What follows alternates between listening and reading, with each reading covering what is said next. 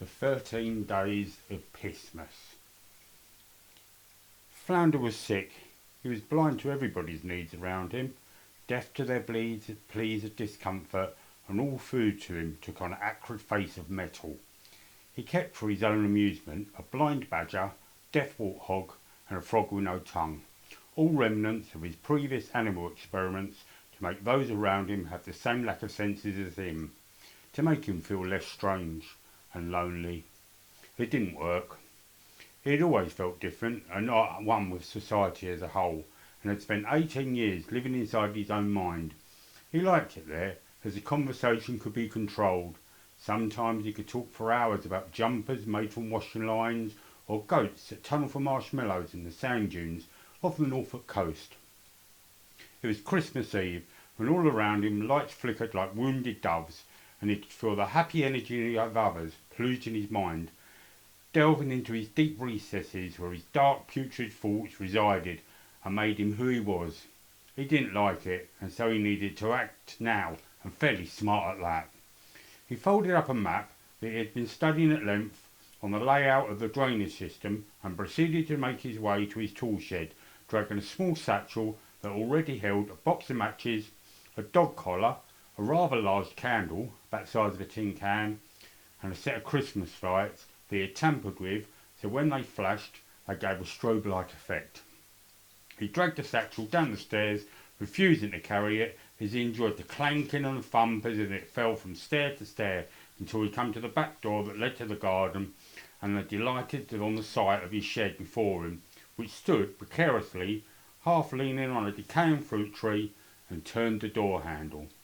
The cold air hit him full frontal, and his lungs let out a slow wheeze, like someone who had swallowed a whistle and was then trying to blow up a balloon. Once inside, he grabbed a wood saw, a trowel, and the Christmas lights battery pack, and made his way to the nearest manhole cover that sat not 12 foot from his shed's leaning position, partly hidden by an old disused red phone box, and using his trowel, he prized open and gazed into the darkness.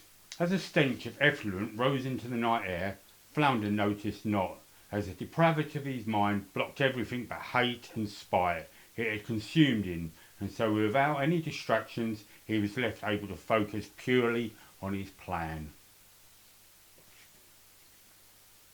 Nan and Felicity were playing knock-down ginger, and although Nan was no longer fast on her feet, she was still quick enough, and the sound of her slippers and her canes flapping and hitting the pavement was amusing to her victims. No one minded this game, as it brought tears of laughter to both parties, giver and receiver. But Nan did normally have to control her giggles, as it had led to accidents in the past, which had then led to rashes. She mainly controls herself for health and hygiene reasons, but also when playing games, so they couldn't smell her approaching. Felicity was both nimble and quick, and being only 11, did not have the weak bladder. But she still did have the occasional accident if returning home from school by bus and then find herself bursting, which is more embarrassing on cold evenings, as she danced on the doorstep, trying to find her keys but failing, and being left steaming at her door with a tear in her eye. The sewer was dank and dark, and Flounder, disregarding all health and safety rules regarding the build-up of methane gases in enclosed spaces, reached into his sack and pulled out a candle and matches and ignited them both, and then proceeded along the concrete tube, guided by his flame with waxy splendour. Wading through the bowel and bladder contents of his neighbours, and it appeared to him that a lot of them had enjoyed a curry, he came to the junction where a ladder leading upwards, and started to climb.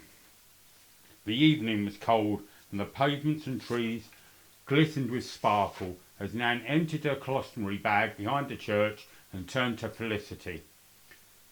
"So what now? It's getting late, and soon Mr. Christmas will be visiting and sharing his wares.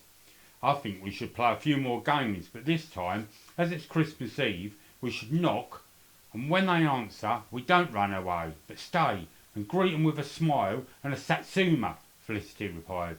"Sounds like a plan, and to be honest, if I eat any more of those orangey globes, I think I'd dehydrate from water loss, as they are going straight through me." Nan chuckled and dribbled a lip as she gleefully walk to number 23 for the beginning of the game, leave Ginger standing with a small juicy orange.